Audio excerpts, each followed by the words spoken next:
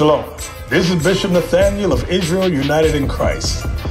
I want to start off by saying thank you to all of our Booster Club members for your many donations and much more, your prayers. We visited faraway countries and strange lands. We've even spoken to dignitaries and were detained for spreading the glorious gospel in Cuba. The truth is that the descendants of the 12 tribes of Israel were scattered throughout the world. Help us on our journey as we continue to raise up the nation of Israel. 12 tribes worldwide. Join or donate today. Shalom. Le peuple d'Israël. Alors Dieu travaille différemment avec ce peuple-là aujourd'hui qu'il travaille avec les autres peuples. Vous comprenez? Je vais te relire un autre passage. Donne-moi Amos chapitre 1, verset 1, rapide. Le livre d'Amos, chapitre 3, verset 1. Écoutez cette parole que l'Éternel prononce contre vous, enfants d'Israël. De tout le monde. Enfants d'Israël. Parce que les églises nous enseignent que la Bible est adressée à tout le monde. Mais la Bible est adressée à qui? Écoutez cette parole que Dieu prononce contre vous, enfants d'Israël, lit. Contre toute la famille que j'ai fait monter du pays d'Égypte. Je vous ai choisi, vous seuls. Tu as choisi tout le monde. Vous seuls. Tu as choisi les Arabes. Vous seuls. Tu as choisi les Blancs. Vous seuls. Tu as choisi seulement toi, mon frère, seulement toi, ma soeur. Lis. Parmi toutes les familles de la terre. Parmi toutes les autres nations qu'il a créées, lis. C'est pourquoi je vous châtierai. À cause que Dieu nous a choisis, c'est pourquoi je vous châtierai. Pour toutes vos iniquités. C'est pas la même chose quand tu commets le péché que quand un blanc commet le péché. C'est pas la même chose que quand toi tu commets un péché, ma soeur, que si un arabe commet le péché. Dieu punit son peuple. C'est pour ça qu'on est dans la condition qu'on est aujourd'hui. C'est pour ça qu'on est dans le ghetto. C'est pour ça qu'on est parti en esclavage. C'est pour ça que toutes les maladies sont spécifiquement adressées à nous. Qu'on est le peuple qui meurt le plus dans ces maladies-là. Tu comprends, ma soeur? Parce que Dieu punit son peuple. Là maintenant, qu'est-ce qui est important de savoir? C'est pourquoi Dieu nous punit. Donne-moi 2 Esdras chapitre 15, verset 24. Pourquoi Dieu nous punit? Dieu nous a punis parce qu'il nous a donné des lois et des commandements à respecter. Dieu ne nous a pas donné catholique, Dieu ne nous a pas donné protestant, il ne nous a pas donné adventiste. Dieu ne nous a pas donné musulmans, bouddhistes. Dieu nous a donné des lois et des commandements à respecter. Tu comprends, mon frère? Tu comprends, ma soeur? Alors, on doit respecter ces lois-là. On ne doit pas suivre qu'est-ce que les pasteurs, qu'est-ce que les prêtres nous disent. On doit suivre qu'est-ce que la parole de Dieu nous dit. Lis ça, rapide. Le livre de 2 Esdras, chapitre 15, verset 24. Malheur à ceux qui ont péché. Malheur, le péché, c'est la transgression des lois de Dieu. Lis. Et qui ne respectent pas mes commandements. C'est quoi? Mes commandements. Mes commandements. C'est le Seigneur. Oui. Je ne les épargnerai pas. Crois en Jésus-Christ? Est-ce que j'ai une question pour toi? Est-ce que tu crois en ce Jésus-Christ? Regarde ce que tu m'as dit. Est-ce que tu crois en ce Jésus-Christ? C'est ça qu'on t'a appris, hein? Et tu vois que la Bible dit qu'il nous a choisi nous seuls, qui va nous punir pour nos iniquités. Dieu nous a... On est allé dans des religions que d'autres nations nous ont données. Tu comprends, mon frère? Donne-moi ça dans Deutéronome 28, 63. Ok, vas-y. Mais tu comprends, mon frère? Renseigne-toi. Attends, ma soeur, j'ai une dernière scripture pour toi. Dernière scripture. Donne-moi Ézéchiel. You know it? But why you don't apply it? You understand? Donne-moi Ézéchiel. C'est la scripture qu'il te faut. Le livre d'Ézéchiel, chapitre 16, verset 10. Alors Dieu s'adresse aux sœurs d'Israël. Okay? À nos sœurs. Okay, voici qu'est-ce qu'il a dit. Lis. Je te donnais des vêtements brodés. Alors Dieu a donné à nos sœurs des vêtements brodés. C'est ce qu'on des vêtements brodés? Des vêtements faits à la main. Des vêtements qui coûtent très cher. Tu comprends? Lis. Et une chaussure de peau tête. Alors une chaussure de cuir là. C'est très cher ces affaires-là. Lis. De peau tête en bleu. Je te saigne de fin lin. De fin lin. Le lin c'est un tissu très soyeux là. C'est comme de la soie là. Ça coûte très cher. C'est ça le point. Lis. Et Je te couvris de soie. Je te parais d'ornements. D'ornements, c'est-à-dire de bijoux. Dieu a donné à nos sœurs des bijoux là. Tu comprends? Lis. Je mis des bracelets à tes mains. Continue. Un collier à ton cou. Je mis un anneau à ton nez. Un anneau à son nez. Des pendants à tes oreilles. Elle est magnifique.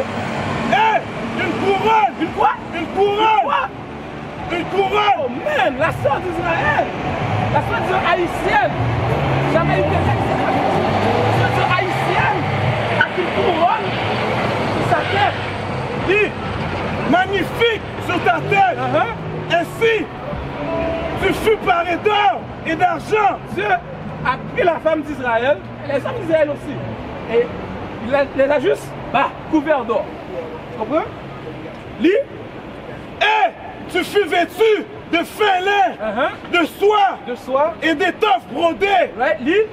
La fleur de farine, le miel et l'huile. Alors même les choses qu'on mangeait là, c'est les choses les plus raffinées là. Lis. Furent ta nourriture. Lis. Tu étais d'une beauté accomplie. Quoi? D'une beauté accomplie. La femme d'Israël. Digne de la royauté. Digne de la royauté, la haïtienne de ce monde. Lis le dernier passage.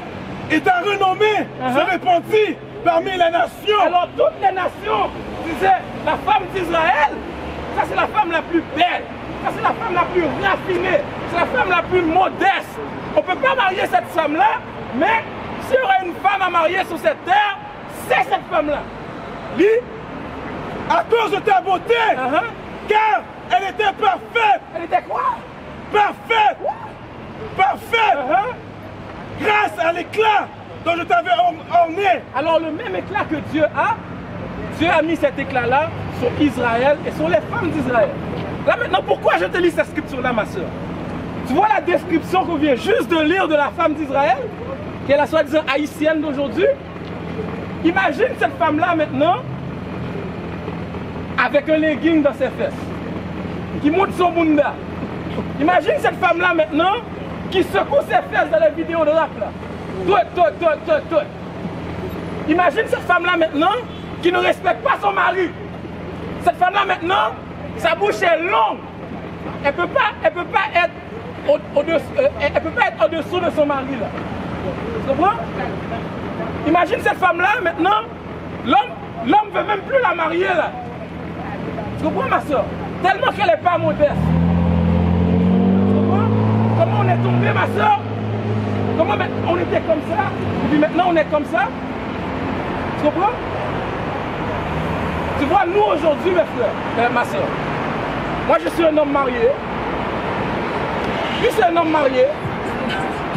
Mon frère ici est un homme marié. Mon frère ici est un homme marié. Mon frère ici est un homme marié. Oh man, je peux continuer comme ça là. Tu comprends ma soeur?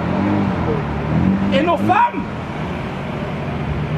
ont une jupe qui les arrive là, ont des bracelets, ok?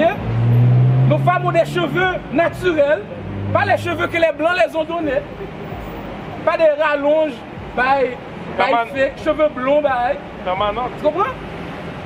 Nos femmes respectent leur mari, ils nous écoutent quand on parle, ils font qu'est-ce qu'on leur dit de faire, ils élèvent nos enfants.